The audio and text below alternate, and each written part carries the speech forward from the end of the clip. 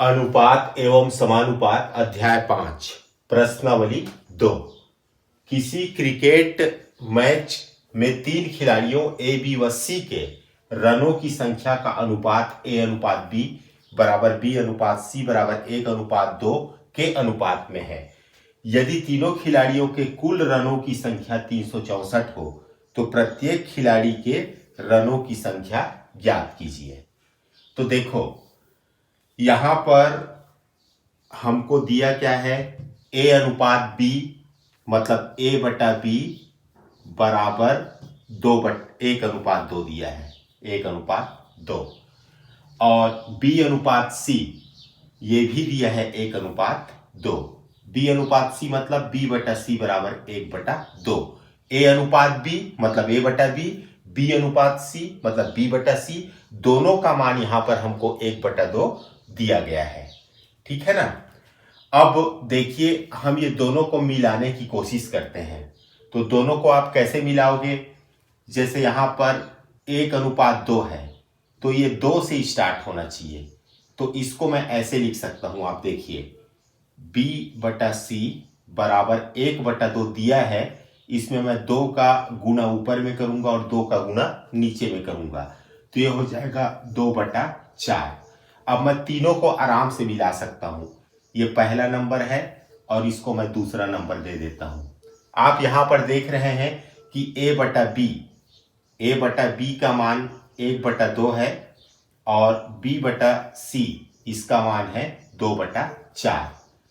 तो यहां पर बटा के नीचे 2 है और यहां पर बटा के ऊपर में 2 है। अब तीनों को यदि मैं मिलाना चाहूं मतलब ऐसे ए अनुपात बी अनुपात सी, तो 1/2 मतलब 1:2, फिर 2 से चालू हो रहा है 2/4 मतलब 4 बस को लिखना पड़ेगा।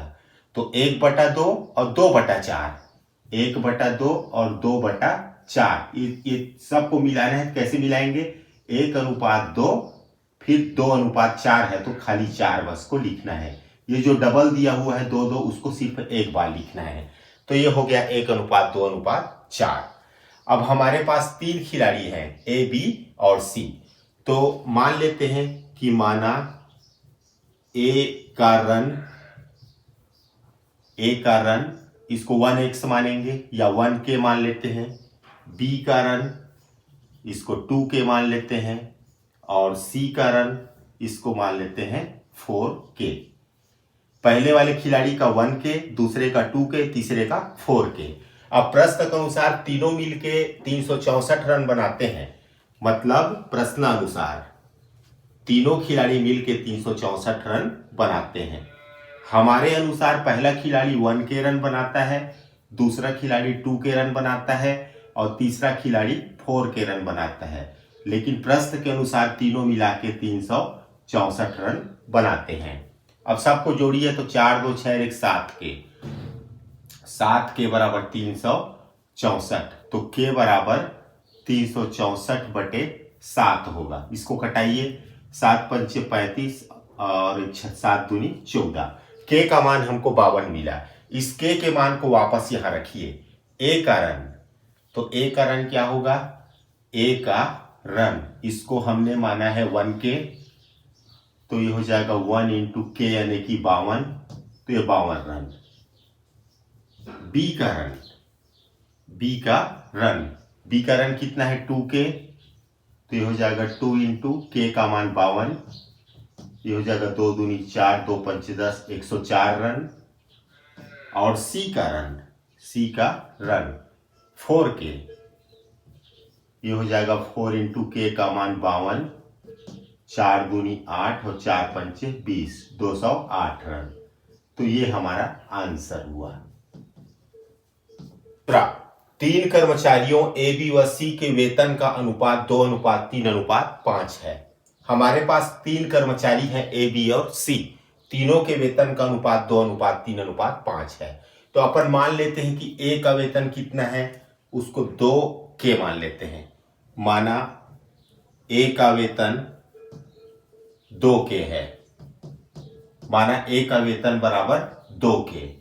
इसी प्रकार बी का वेतन उसको 3k मान लेते हैं, बी का वेतन बराबर 3k। और सी के वेतन को 5 के मान लेते हैं। सी का वेतन बराबर 5 के। अब प्रश्न में क्या लिखा है, यदि उनके वेतन में क्रमशः 15%, 10%, 20% की वृद्धि कर दी जाती है। ए का वेतन कितना बढ़ जाता है? 15%। ए के वेतन में वृद्धि, ए के वेतन में वृद्धि।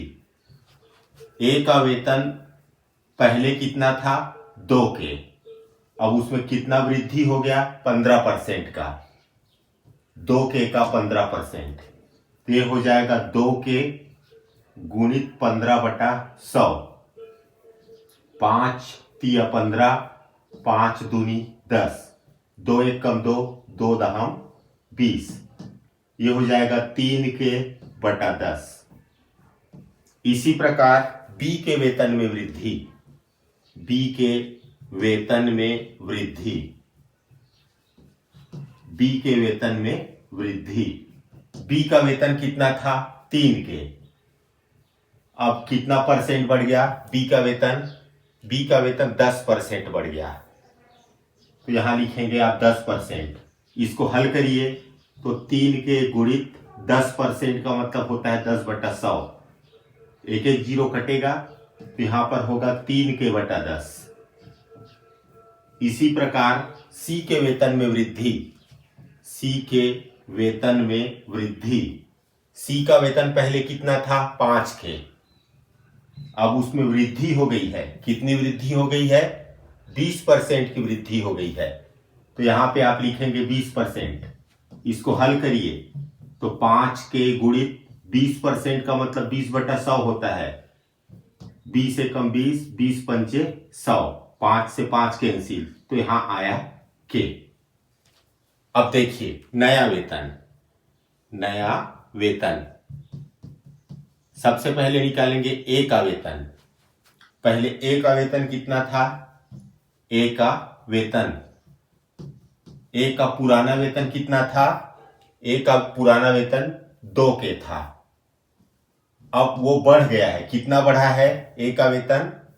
ए का वेतन बढ़ा है 3 के बटा 10। उसको आप जोड़ेंगे 3 के बटा 10। इसको हल करिए, ध्यान से देखिए। 10 दूनी 20, 20 और 3 23, 23 के बटा 10। बी का नया वेतन, बी का नया वेतन। बी का पुराना वेतन कितना था? 3 के था। अब कितना बढ़ गया है? अब बढ़ गया है 3 के बटा 10। तो 3 के बटा 10 को जोड़ना है। ये हो जाएगा 10 तिया 30, 30 और 3 33, 33 के बटा 10। सी का नया वेतन, सी का पुराना वेतन कितना था? 5 के। वो बढ़ गया है, मतलब जोड़ना पड़ेगा। कितना बढ़ा? के। तो हो जाएगा 5 के प्लस के 6 के। अब अनुपात निकालेंगे तीनों में, ए अनुपात बी अनुपात सी।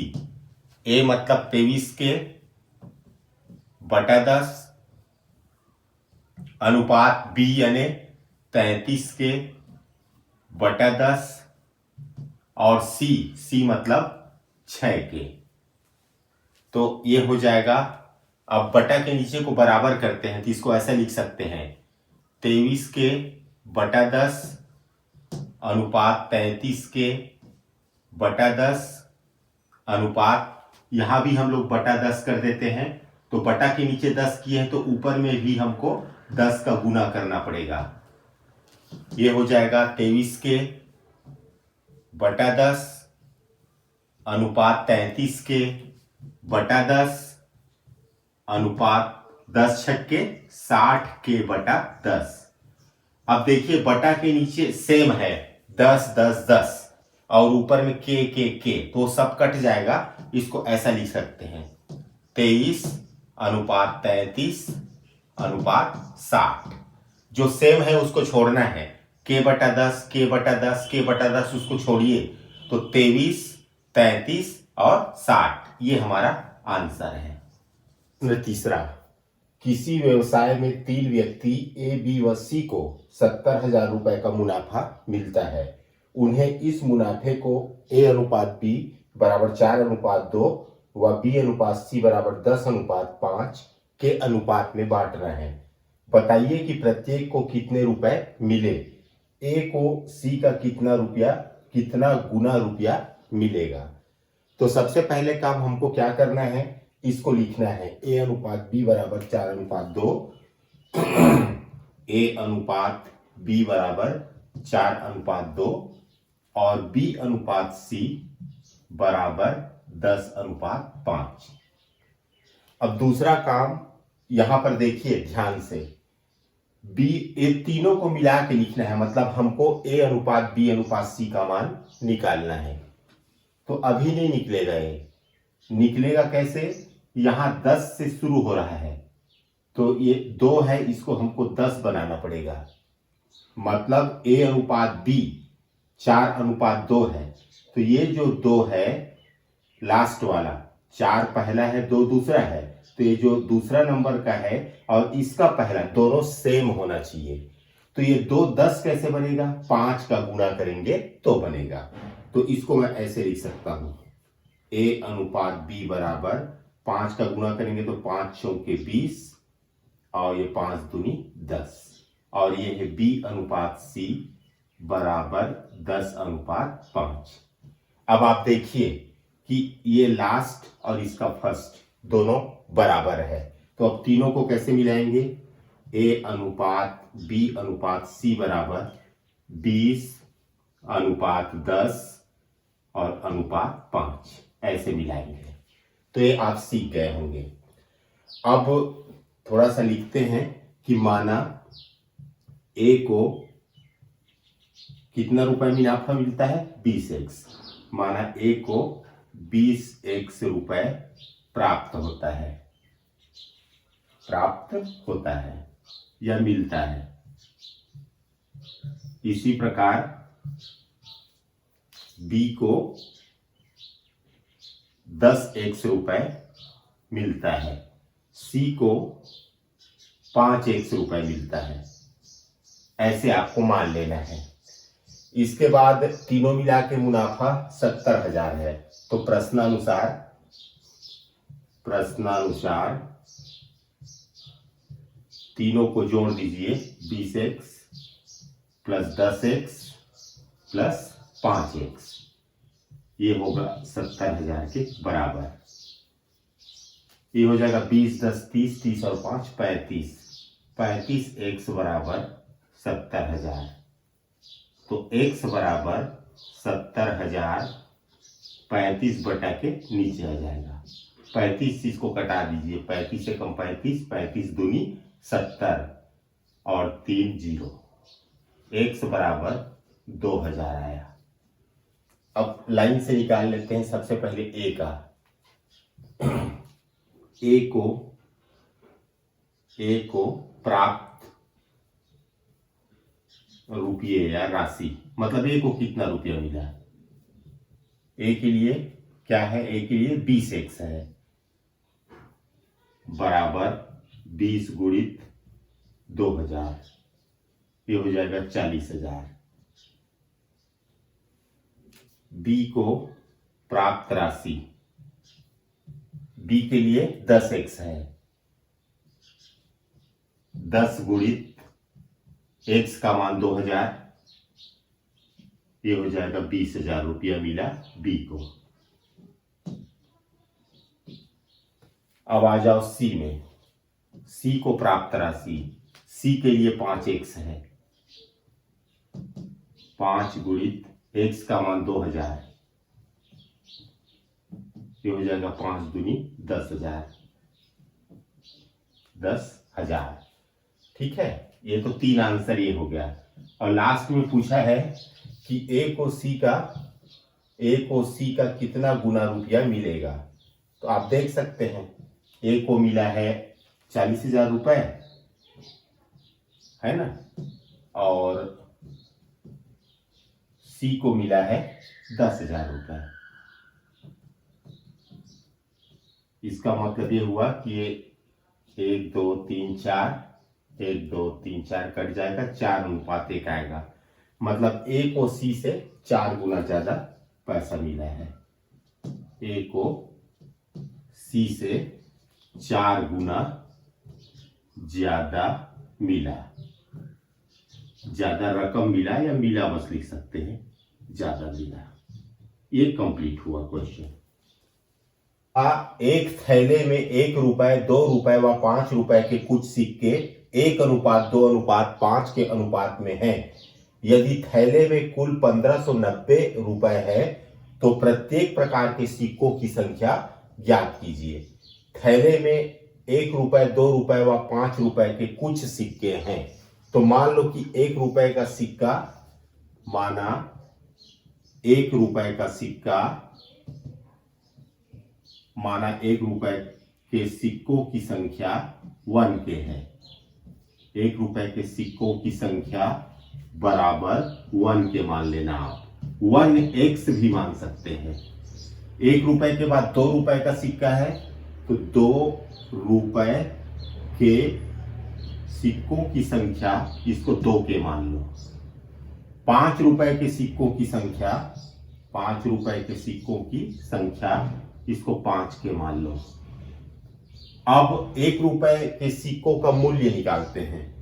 1 रुपए के सिक्कों का मान, मान मतलब मूल्य। तो 1 रुपए का एक ही सिक्का है तो 1k को आप 1 से गुना करेंगे तो आ जाएगा k। इसके बाद 2 रुपए का सिक्का, 2 रुपए के सिक्कों का मान, तो इसको आप 2 के माने हैं तो 2 रुपए का सिक्का है मतलब 2, 1 रुपए का 2 ठो सिक्का है तो 2 से गुना करेंगे तो 2 दूनी 4 के। इसके बाद 5 रुपए के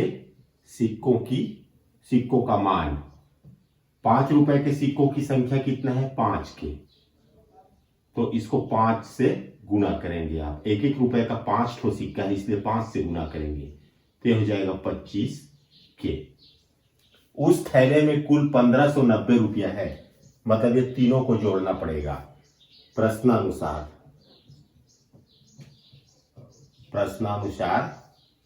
k plus 4k plus 25k बराबर 1590 रुपया। तीनों को जोड़ देंगे तो 1590 रुपए के बराबर होता है। 25 और 4 29, 29 और 1 30, ये हो जाएगा 30 के बराबर 1590। तो k बराबर 1590 बटा 30। एक एक जीरो काट दीजिए, 3 का पहाड़ा पड़िए तो 3 पंचे 15 और 3 तिया 9, तो k का मान आया 53। प्रश्न क्या पूछा गया है, प्रत्येक प्रकार के सिक्कों की संख्या ज्ञात कीजिए।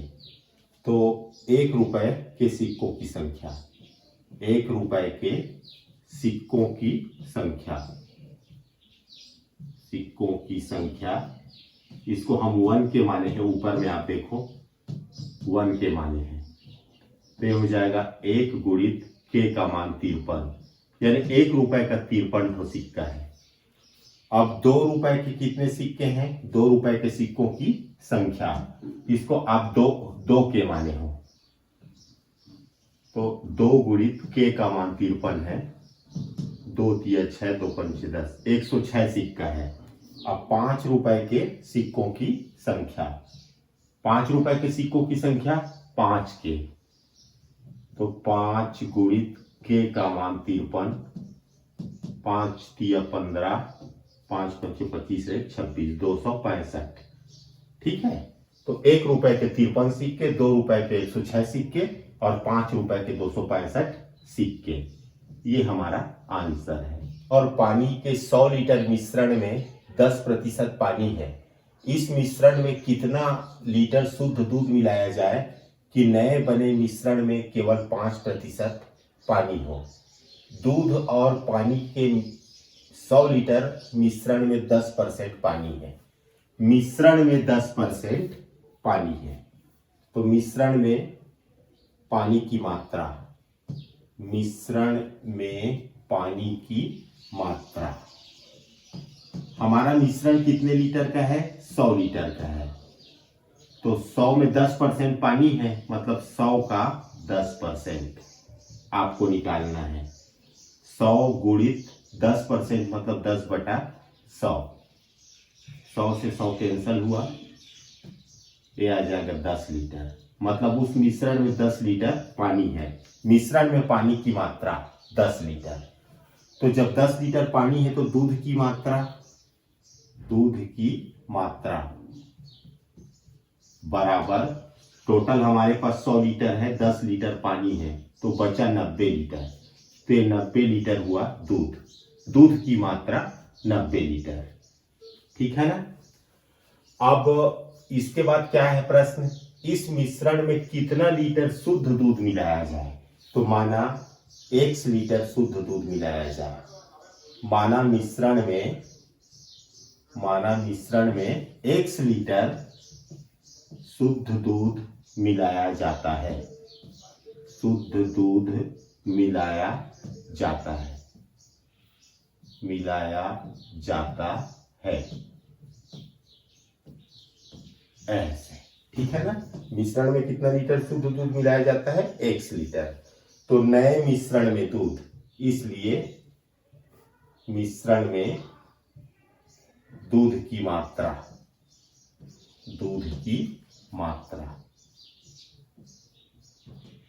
पहले कितना था दूध? पहले दूध था 90 लीटर। अब कितना मिला दिए?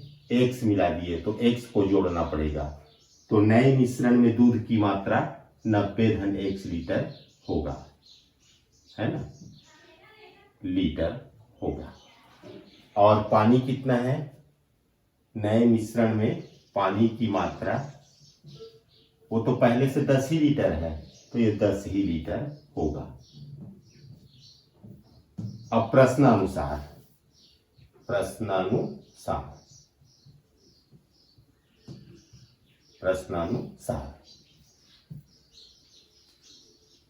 नए बने मिश्रण में केवल 5% पानी हो।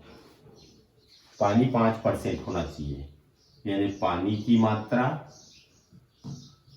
कितना होना चाहिए? 5%।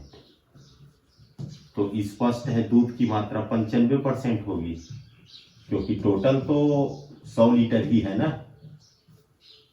तो ये हो जाएगा 95%, मतलब 5/95। 5 एकम 5, 5 19 95। अब इसलिए अब देखिए, जो नया मिश्रण है, नए मिश्रण में पानी की मात्रा कितना है? 10 लीटर। और दूध की मात्रा कितना है? 90-x। नए मिश्रण में अब प्रश्न के अनुसार पानी की मात्रा 5% और दूध की मात्रा 95%, मतलब 1/19। ये दोनों बराबर होगा। इसको फिर से सुन लीजिए। जो नया मिश्रण है उसमें पानी की मात्रा 10 लीटर है, तो ये 10 हो गया। और दूध की मात्रा 90-x है, तो ये 90-x हो गया। ये ऊपर वाला पानी है, पानी की मात्रा है, और नीचे वाला दूध की मात्रा है। तो यहां पर देखिए प्रश्न के अनुसार पानी की मात्रा 5/95, यानी कि पानी की मात्रा 1 है और दूध की मात्रा 19 है, तो 1/19। तिर्यक गुना करिए, तो ये हो जाएगा 90-x का गुना 1 से, तो 90-x बराबर 19-190। पक्षांतर x बराबर 190 माइनस 90, तो x बराबर 100 लीटर। ये हुआ हमारा आंसर। तो प्रश्न में क्या पूछा गया था कि इस मिश्रण में कितना लीटर शुद्ध दूध मिलाया जाए? तो हमको 100 लीटर शुद्ध दूध मिलाना पड़ेगा। तो ये x बराबर 100 लीटर आंसर है।